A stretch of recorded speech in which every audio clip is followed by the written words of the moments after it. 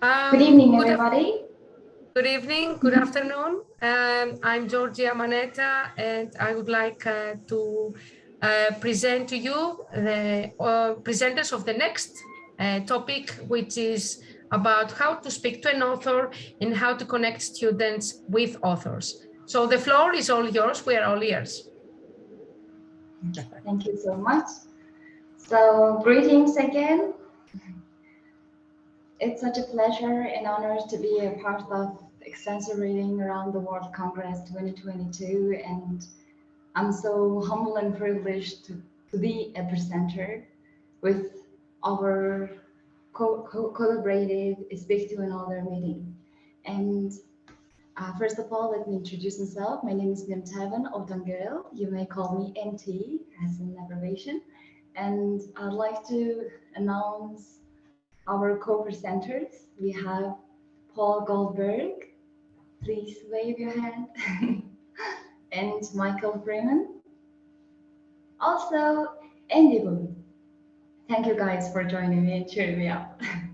Okay, so throughout the session, we will be speaking about where the initiation came from and the mainly focusing on how linguists organizing it and the structures and the goal we are trying to get. So let's start with the main point where the big idea comes from. And I'd like to invite Paul. Okay, so you can all hear me, right? Yeah, you're fine. Okay. Loud and clear. The inspiration, where did the idea come from? Well, actually, it started at this very conference 1 year ago, World Extensive Reading Around the World 2021, which was, is everybody in the room? How many of you were at that event? Okay, so I think most of you were there.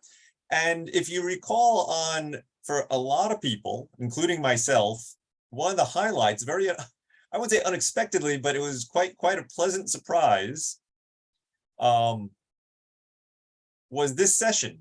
What makes a reader read on? And I knew Michael's a good speaker, and I was looking forward to hearing him speak for 45 minutes about his experience writing graded readers and how he makes them engaging. But it turned out to be much more than that. Okay, Michael, do you remember how long you spoke for? I think it was almost 3 hours. I think. Yes. Somehow Michael's 45-minute presentation, well, we know he was the second to last speaker, and the session after his had gotten canceled, and they said, oh, when you're finished, and I guess Michael spoke for about 40 minutes. He had 5 minutes for question and answers, but a lot of people had a lot of questions. They said, Michael, just continue, that you have another 45 minutes. And it was really engaging. And I think it may have even carried on even longer if but we ran out of. Yeah, so I was really enjoying it, but it was starving because I had not eaten since breakfast. And I said, okay, well, I got to check out. I left, I had dinner. I said, let me just see, maybe they're having like an after event party or something, some social event. And I come in and what's going on? Michael is still answering questions, and people are, he's giving interesting and engaging answers, and people keep asking him. And it was just absolutely magical. That's about the only way to describe it. And I think I was texting with Sumia. I don't know if Sumia is in the room right now, from Mongolia. And I said, what do you think about this? I said, I have an idea. I got like such an inspiration. How about an event like this, but in which students from around the world can meet and ask questions to an author of their favorite books? I mean, if teachers can do this for 3 hours, many who haven't even read his books but just love his answers, wouldn't this be a really nice event to organize? I think it'd be really interesting and fun for students. And also, since we're all teachers, it would do one of the things we are always interested in doing. It would probably motivate students to read. I mean, if they know they're going to have the opportunity to speak with an actual author, and Michael, you were kind of like a superstar. I'm not saying, not Brad Pitt or somebody like that, but you really were a superstar for everybody in the room. And I thought, wow, students would be so excited. And I thought, yeah, let's go with it. This would be a great idea for an event. And then I realized one thing was, oh my God, I don't have time for any more projects. but I really want to do this. What can I do? I said, I know, maybe I'll contact Lingors and see if they want to take this general idea and go forward with it. And that's what I'm going to hand over to NT right now. Nyamtaivan, is that a good enough introduction? Right, thank So you. I will stop sharing my screen and you'll start. Yes. Oh.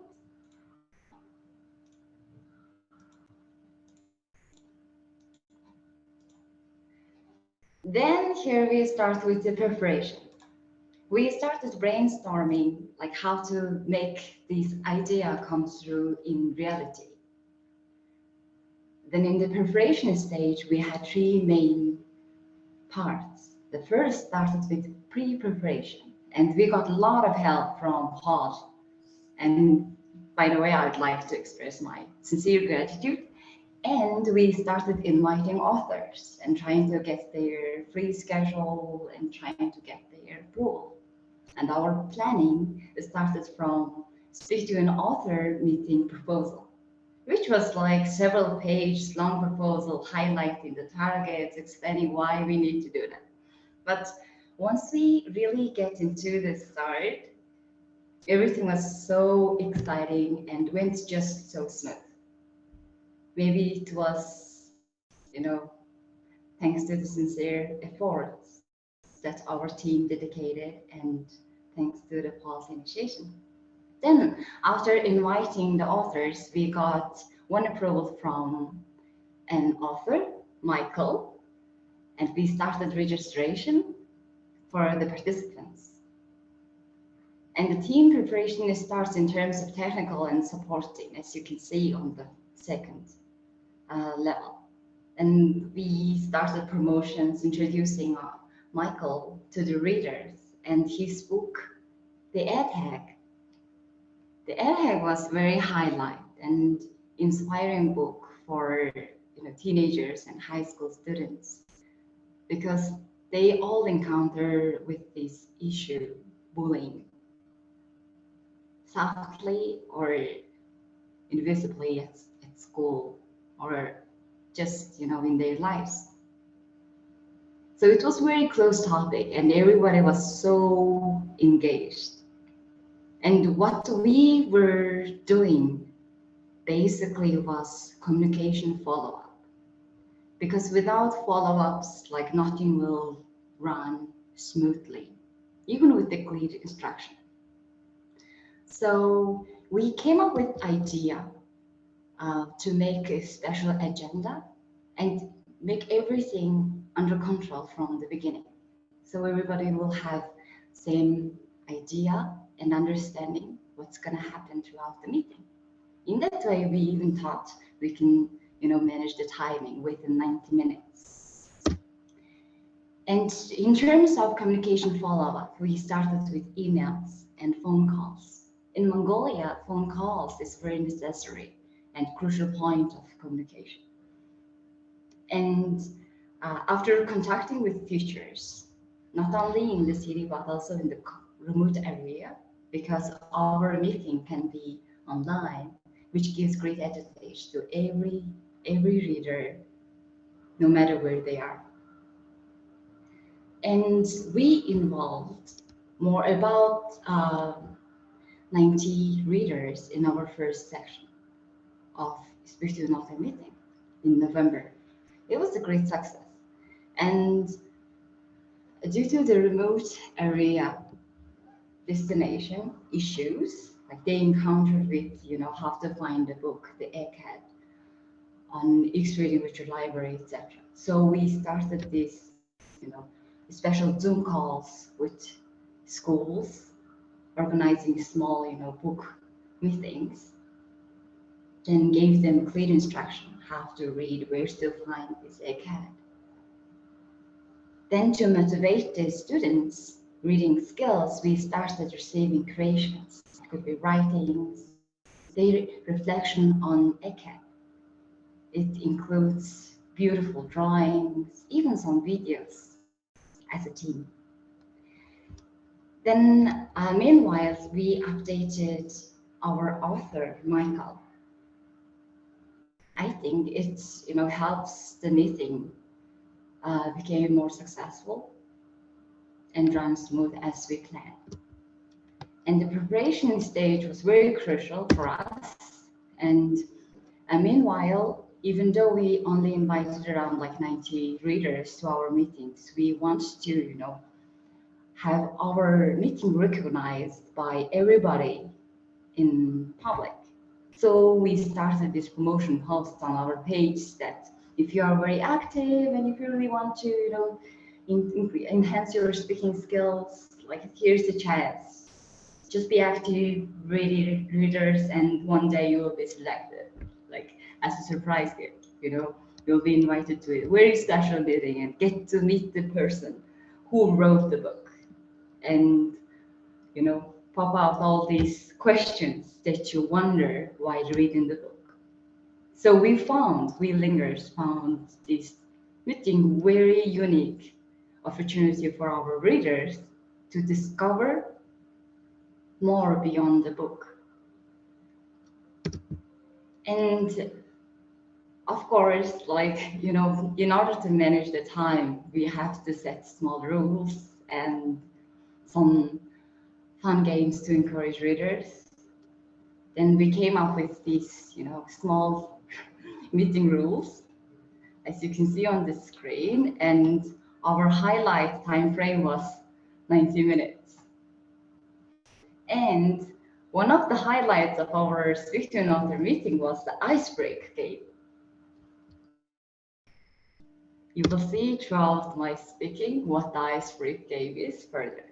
Then we started our very first meeting with my colleague Lacey Freeman in November 2021 with the book Egghead. And during the session, during the meeting, out of 90 readers invited, only 50 students or readers participated in our meeting.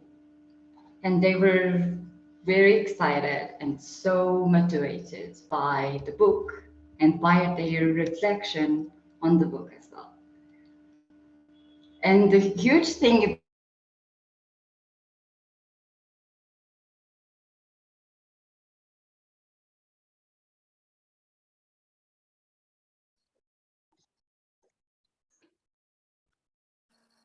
Technical problem. I'm looking for it. Yeah. So everybody else is here. Yeah, we are here. Uh-oh, if we're all Yes, here, yes. she's not. Uh-oh. Okay, relax. Is she away? Oh, she's here. No, she No, must not. She's frozen. She must have lost internet. She'll- How would you like us to go on? Oh, let's just wait a moment. Hopefully her internet will come back. Okay, let me pause a bit.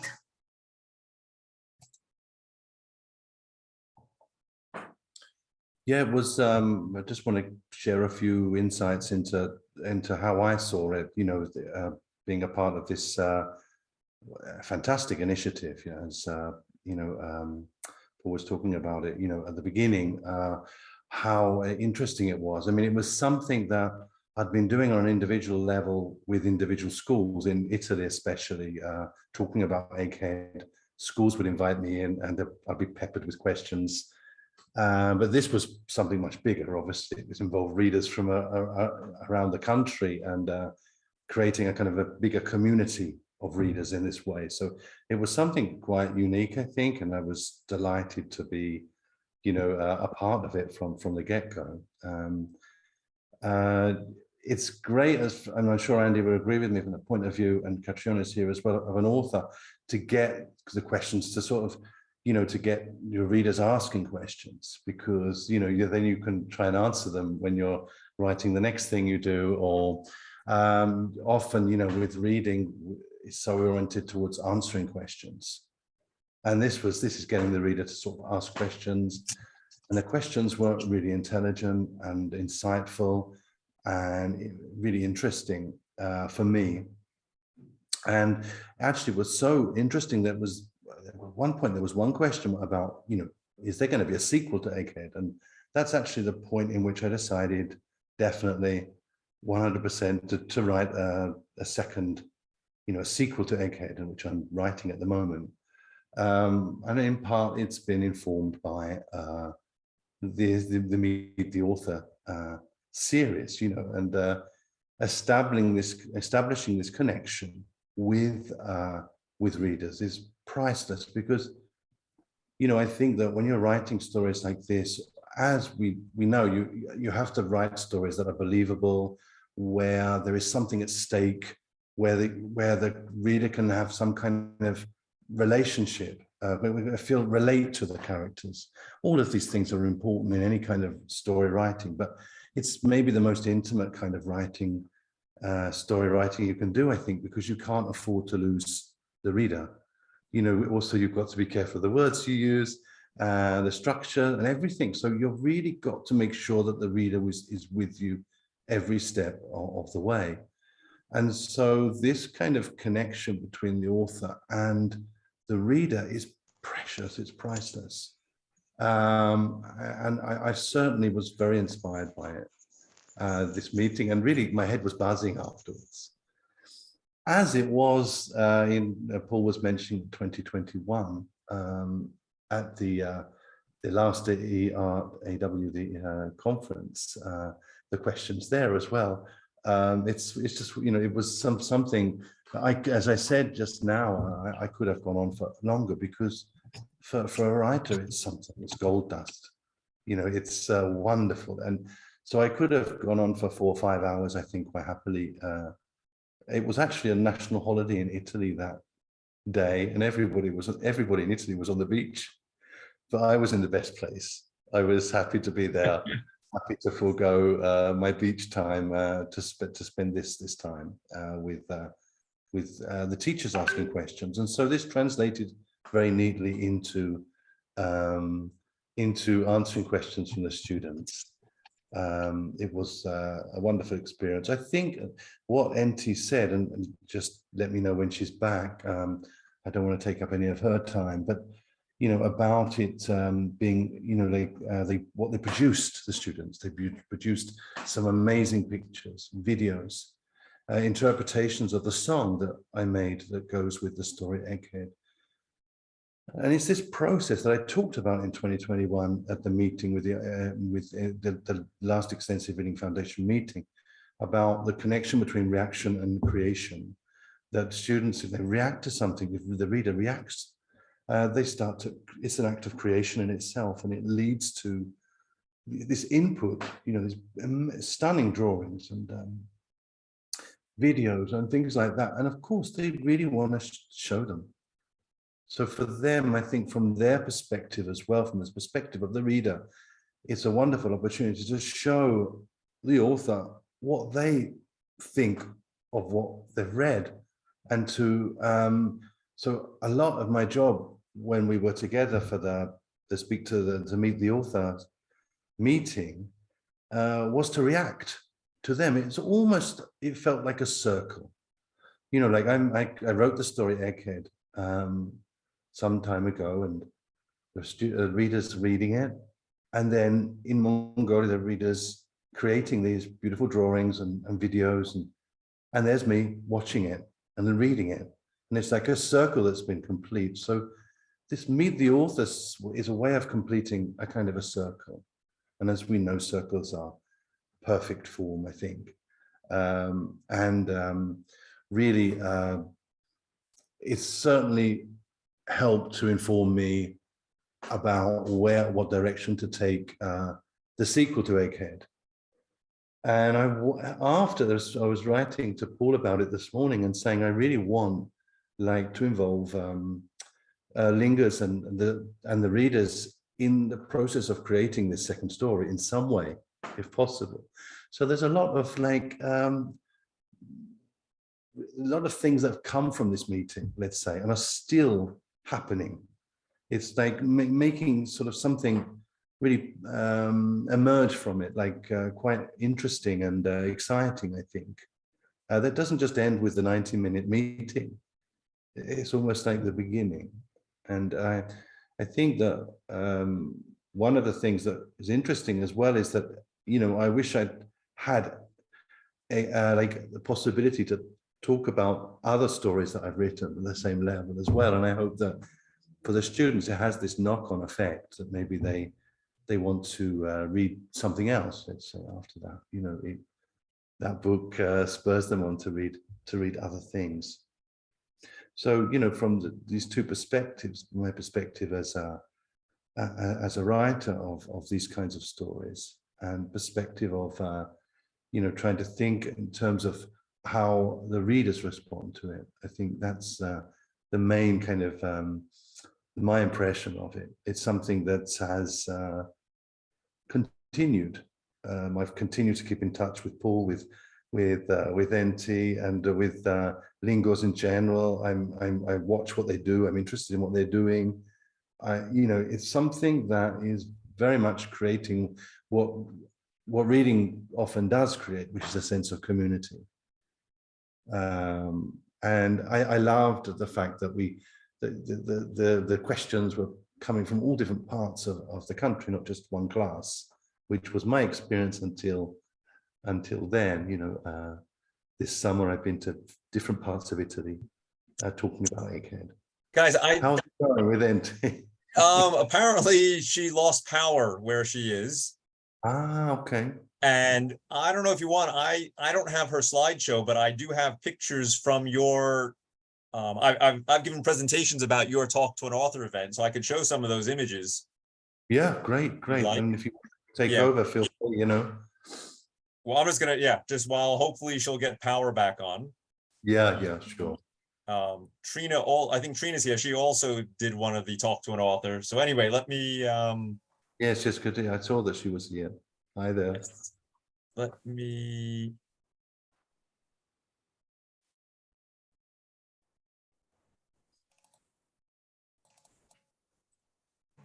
Can you see my screen?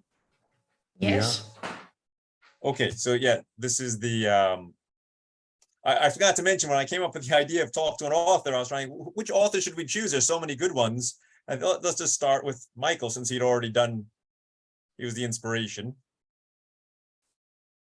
And I think, Michael, this is what you were talking about? Yes, this kind of astonishing, really. I mean, the detail, the love that's put into it, you know, because this is like not something done in a, you know, kind of a slapdash kind of haphazard way. These are put a lot of energy into this. Yeah, they had created, this blew me. I really expected Michael I expected the students' participation to be asking questions and that was it. When I saw this, I almost fell out of my chair. How much effort they had put in. And this is just a small sample. This is, I think every group had done something similar. I just took 4 images. And as if artwork wasn't enough. Oh yeah, this was amazing. They also performed. Can you play one of them? Have you got the video? These videos are just astonishing. And one of them, actually, at the end, they all turned their back towards the video camera, which is like kind of like with the front cover of Egghead. That's the front cover, you know, with the little boy with his back to the camera, or back, you know, looking on at the school. And it was actually quite a moving moment for me. You mean like that? Yeah, they all turned around at the end. I don't remember which video it was, but I got sent quite a few videos, and they're treasured. They're things that I treasure, that, you know, I look at very often. Yeah, I believe they're on. I believe they are on Lingor's Facebook page. Yes. So they can go there. And this video on the top left, is I think astonishing. Yeah. When I saw it. And I don't know if I should move on, but after that, I think things went so well that there was a second Talk to an Author. Yes. Oh, look who's here. I'm back, guys. Okay, so for the second speech in order, we invited Trina and Anne. Do you want to share your screen again? This story graded. Yeah, and I think Anne is here right now. Trina's here right now. She might want to say a couple of words. Yay! the main thing that Trina would say is, you know, following Michael, where the kids have drawn all these pictures and there's a song and there's a dance, and then our book is about human trafficking. We're like, oh, we don't have a song, we don't have a dance. How are we going to do this? How are we going to connect with these kids in the way that Michael did? You know, it was, I mean, it was an amazing experience, but it was also quite daunting. Like, really, can we make that connection with the students in the way that he had? And you did, but in just a very different way. Yeah, you know, the book was so different. Yeah. The thing they have in common though is that they're a book that's really strike an emotion.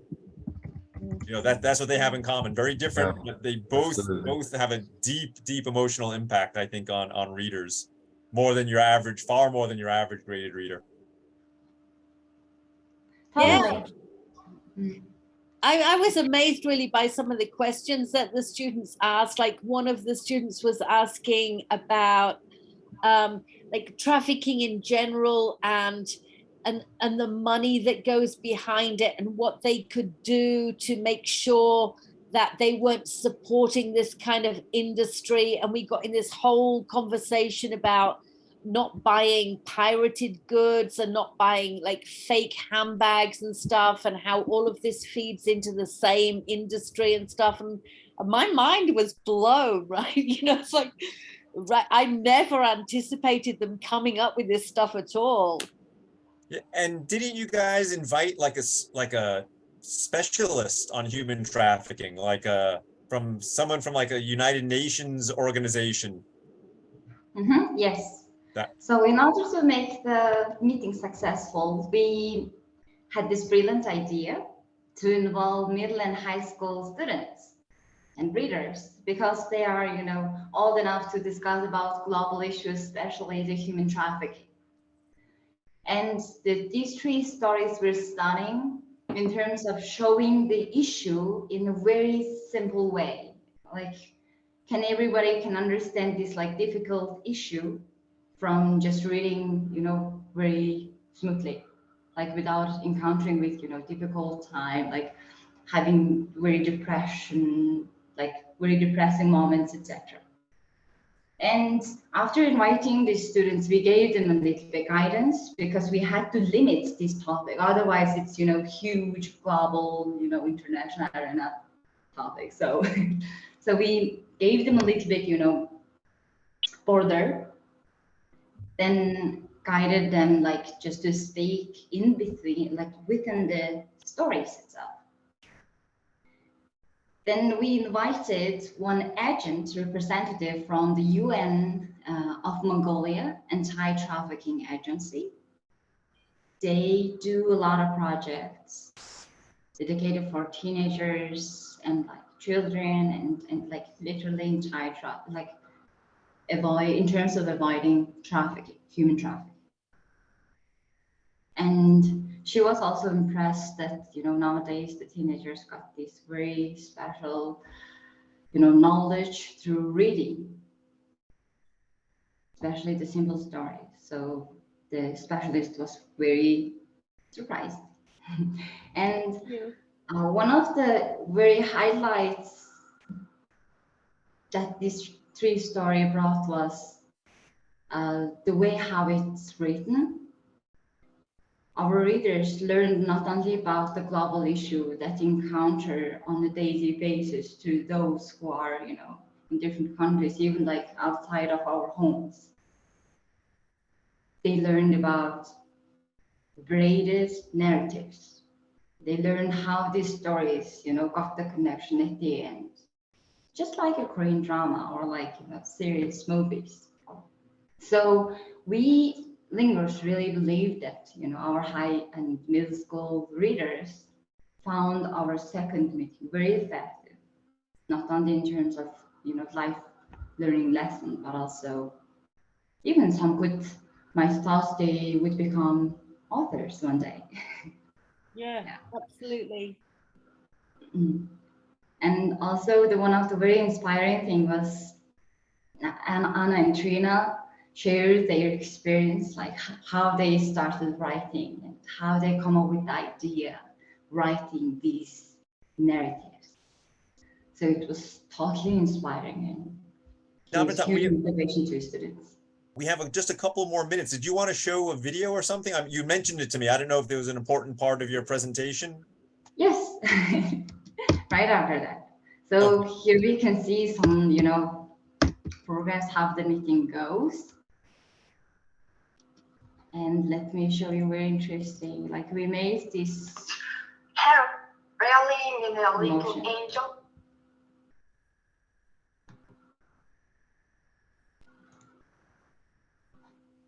Or something. Yes, Tom called me this, and it's like the little angels you see in churches sometimes. It's that kind of, it does mean this, yeah. I have a question too.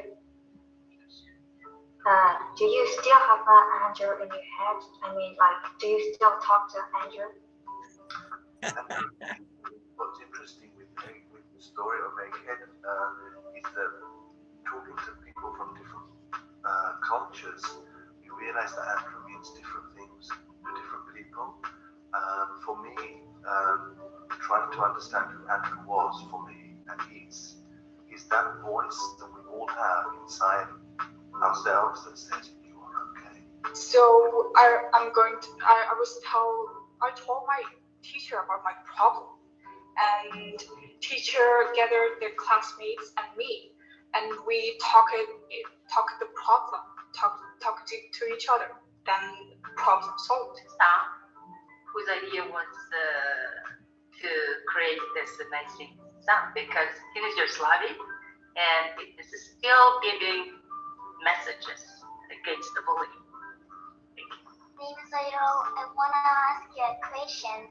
My question is, did you cry because the kids fun of you? Yes, I did cry. But when I told my story, of course, my story is like everybody's story. There are lots of things to tell. Is it like related to a crime or? I see. Realistic.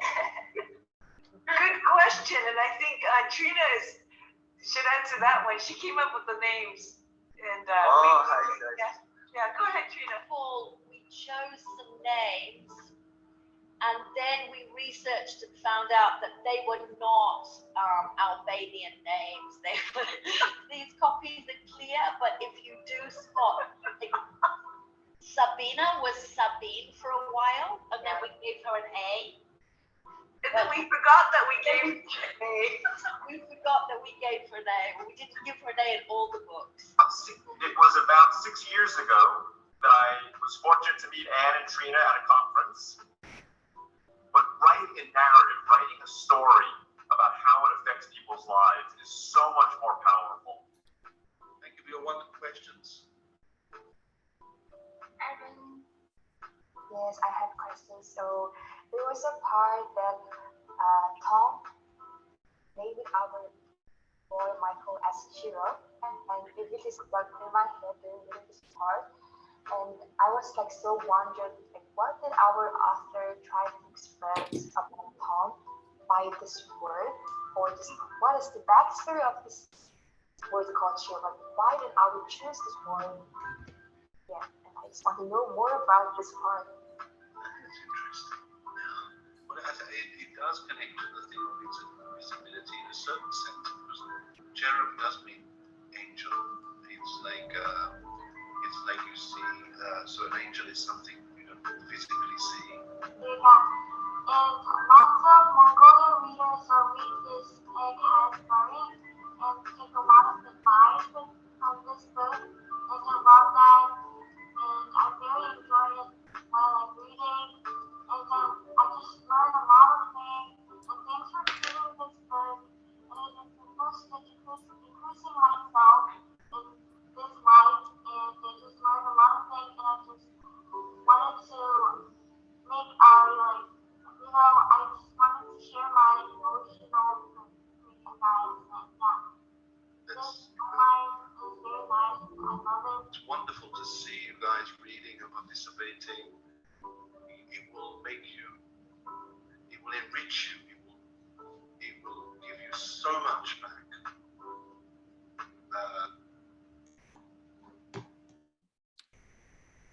All right. So that was the video I prepared for you guys, just to give full understanding how the meeting ran.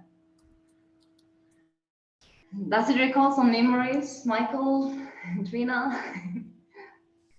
Yeah, absolutely. I think I'm sure that, I mean, some of them I've already talked about, and that the last in the last video, there's that little girl there who so many questions she was asking. It was obviously impacted upon her a lot. There's the story, and that was very gratifying. To reminded of that little girl who was speaking so much, asking so many questions. Trina, what about you? It was a good experience for you?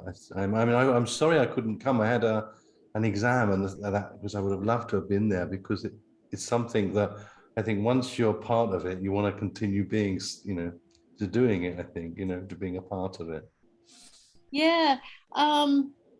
I think one of the strongest memories I have, and this is kind of a little bit heavy, but we went into breakout rooms and we were discussing one of the characters and why he behaved the way he behaved. And we talked about how we didn't know his background, and perhaps he was a product of his own environment. And this little girl started asking me, like, do you think that if somebody's parents are abusive, they're going to abuse other people? And that's such a heavy question. I don't know how old the little girl was, but I would say like maybe between 11 and 13, something like that. And that's amazing. But the conversation kind of kept going, and I really felt very strongly that this girl was trying to tell me that she was in a bad situation in her home. And the only thing that I could do was contact on people on the email loop that we had.